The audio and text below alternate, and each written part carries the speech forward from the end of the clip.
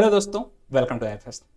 तो जो भी हमारे आईआईटी जैम एस्पिरेंट हैं और सीयूटी पीजी एस्पिरेंट हैं, जैसा कि आप सभी का एग्जाम हो चुका है और रिजल्ट्स आ चुके हैं।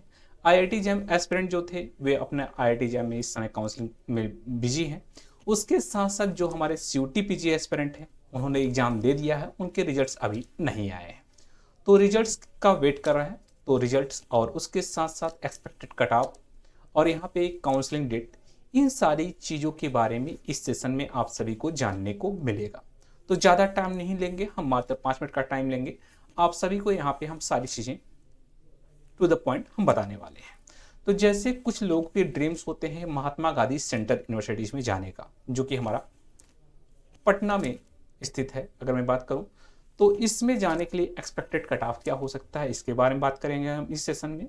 उसके साथ साथ हम बात करेंगे इसमें काउंसलिंग डेट के बारे में। ठीक है, तो चलिए सबसे पहले हम बात करते हैं कि रिजल्ट्स आने के बाद आप सभी के क्या रिएक्शंस होते हैं। वो तो बात की बात है, बट हम यहाँ पे आप सभी को बिल्कुल बताएंगे कि आप सभी के जो एक्सपेक्टेड कट ऑफ है इस कॉलेज में कितने तक जा सकते हैं और आपको कितने मार्क्स में आपको यहाँ पे ये मिल सकता है। तो चलिए हम बात करते हैं महात्मा गांधी सेंट्रल यूनिवर्सिटीज का फर्स्ट कट ऑफ, जो हमारा जो 2024 का जो डाटा है, उस डाटे को हम यहाँ पे आप सभी को बताना चाहेंगे। जो डाटा दिया गया था वो हमारा फर्स्ट राउंड ऑफ एडमिशन जो दिया गया था इस महात्मा गांधी सेंट्रल यूनिवर्सिटीज में एडमिशन्स का, वो दिया गया था हमारा अनरिजर्व कैटेगरी के लिए। हमारा मैक्सिमम मार्क्स 140 पे हुआ था और लोवेस्ट जो है 100 मार्क्स और 140 के बीच में जितने भी लोग थे, ये लोग इस यूनिवर्सिटीज में फर्स्ट राउंड में उनके शॉर्ट लिस्ट हुए थे ना, और वे लोग इसमें एडमिशन लिए थे। अगर मैं बात करूं इसके साथ साथ जो हमारे पास ओबीसी का जो डाटा है और ओबीसी कैटेगरी का, तो रैंक जो मार्क्स आप लोगों के आए हुए हैं उस मार्क्स में अगर मैं बात करूं 67 से लेकर के 96 जो मार्क्स है, इस मार्क्स तक के स्टूडेंट इस बार यानी फर्स्ट राउंड में उनके एडमिशन्स हुए थे। अगर मैं थर्ड राउंड की उसके साथ साथ मैं बात करूँ एससी कैटेगरी का, तो एससी कैटेगरी का जैसा कि आप डाटा देख पा रहे हैं, हमारा 56 से 90 मार्क्स तक के जो स्टूडेंट थे वे लोग यहाँ पे एडमिशन के लिए एलिजिबल थे। यानी उसके साथ साथ जो हमारे पास एडमिशन जो कैटेगरी है एसटी कैटेगरी, उनके लिए 56 मार्क्स सफिशिएंट था। तो उसी मार्क्स पे ही हो गया था, यानी एक दो ही सीटें हुई थी फर्स्ट राउंड में। तो जैसे अगर मैं बात करूँ तो यहाँ पे इस डाटा को देख के आइडिया लग गया होगा आपका जो सीयूटी पीजी का जो एक्चुअल में 300 मार्क का है, अगर उसमें आपका 140 मार्क्स जनरल कैटेगरी के अगर आए हुए हैं तो आप सेंट्रल यूनिवर्सिटी जो है हमारा महात्मा गांधी सेंट्रल यूनिवर्सिटी के लिए आप एलिजिबल हैं। आसानी से आप इसमें जाइए, फॉर्म भरिए, रजिस्ट्रेशन के बाद आपका आसानी से एडमिशन मिल जाएगा। अगर इसके साथ साथ मैं बात करूँ तो कुछ लोग सोच रहे होंगे सर इससे क्या डाउन में नहीं जाएगा अनरिजर्व कैटेगरी के लिए, क्योंकि कुछ लोग होते हैं वहाँ के लोकल होते हैं तो उनको चाहिए होता कि सर हमें महात्मा गांधी सेंट्रल यूनिवर्सिटी मिल जाता तो हमारे लिए बेस्ट हो जाता। तो उनके लिए भी है, यहाँ पे सेकंड लिस्ट भी आई थी। इसमें सेकंड लिस्ट में अगर सेकंड राउंड की बात करें तो सेकंड राउंड में हमारा ये जो नंबर्स था जो 140 था उससे भी लोवेस्ट में चला गया था, 73 तक गया, और हमारा ओबीसी का 65 तक चला गया। और एडमिशन कैटेगरी अगर मैं बात करूँ ईडब्ल्यूएस का, तो यहाँ पे 60 देखने को मिला था, और यहाँ पे 39 हमारा एससी का भी जा चुका था सेकंड राउंड में। यानी हमारा मार्क्स जो है कम से कम मार्क्स पे भी आपको ये कॉलेज मिल सकता है, कम से कम मार्क्स पे भी ये कॉलेज मिल सकता है। इसके साथ साथ मैं बात करूं तो यहाँ पे थर्ड राउंड भी हुआ था, थर्ड राउंड में तो और भी मार्क्स कम हो गए।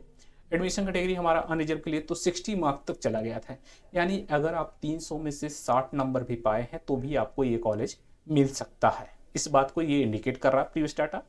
अगर इसके साथ साथ मैं बात करूं ओबीसी कैटेगरी का, तो आप देख पा रहे हैं 55 से 45 मार्क्स तक है, यानी ये इसके बीच में रेंज लाई किया था जिसमें हम आसानी से एडमिशन ले सकते थे ओबीसी कैटेगरी में।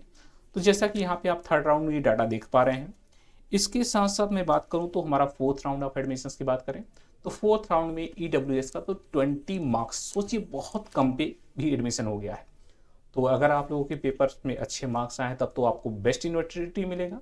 अगर आप सभी लोग चाहते हैं महात्मा गांधी सेंट्रल यूनिवर्सिटी, ये भी एक अच्छी यूनिवर्सिटी है, ऐसा कुछ नहीं है, बहुत ही अच्छी यूनिवर्सिटी है, क्योंकि पढ़ाई मैटर करता है। ये मैटर नहीं करता कि आप कौन सी यूनिवर्सिटी से, मैटर ये करता है कि आपने कितना अच्छे से सीखा है, ये मैटर करता है। तो ये हमारा फोर्थ राउंड का आप सभी लोग देख पा रहे हैं यहाँ पे मार्क्स, तो इतने मार्क्स तक वालों का यहाँ पे एडमिशन फोर्थ राउंड में हो गया था। इसके बाद फिफ्थ राउंड भी आया था, तो उसमें और मार्क्स कम हुए थे, बट हम यहाँ पे बेसिकली टॉप 4 हम लिए हैं, जिसके भी यहाँ पे आप आसानी से डिसाइड कर सकते हैं कि आपका यहाँ पे आसानी से एडमिशन हो सकता है। चलिए, तो कुछ ऐसे भी कैंडिडेट्स होंगे जो अभी उनके मार्क्स उतने अच्छे नहीं आए होंगे, वे लोग सोच रहे हैं कि मुझे ये नहीं, मुझे और अच्छी यूनिवर्सिटीज़ में जाना है। तो अगर आप सभी लोग ऐसा सोच रहे हैं तो उनके लिए भी हमारे पास एक उपाय है, बहुत अच्छा आप सभी के लिए अपॉर्चुनिटीज़ है। उस अपॉर्चुनिटीज़ का फ़ायदा उठाइए और इस बार अगर आप लोग चाहते हैं बेस्ट जगह जाने के लिए, बेस्ट अपॉर्चुनिटीज़ लेना चाहते हैं तो उसे ज़रूर लीजिए और अपने सपने को पूरा कीजिए।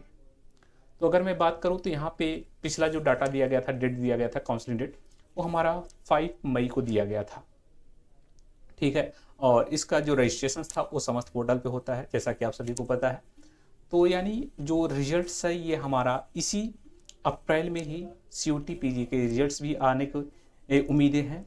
और हमारा जैसा कि पिछली बार के हिसाब से बात करें तो मैक्सिमम चांसेस है हमारा 1 हफ्ते के अंदर में रिजल्ट्स आ जाना चाहिए। उसके बाद हमारा काउंसलिंग प्रोसेस स्टार्ट हो जाएगा। ओके गाइस, तो चलिए गाइस, जो भी स्टूडेंट ऐसे हैं जिनके सपने हैं बहुत ऊपर तक जाने का, तो वे लोग हमारे साथ एक नया बैच हमारा स्टार्ट हो रहा है 14 अप्रैल से, आगाज बैच।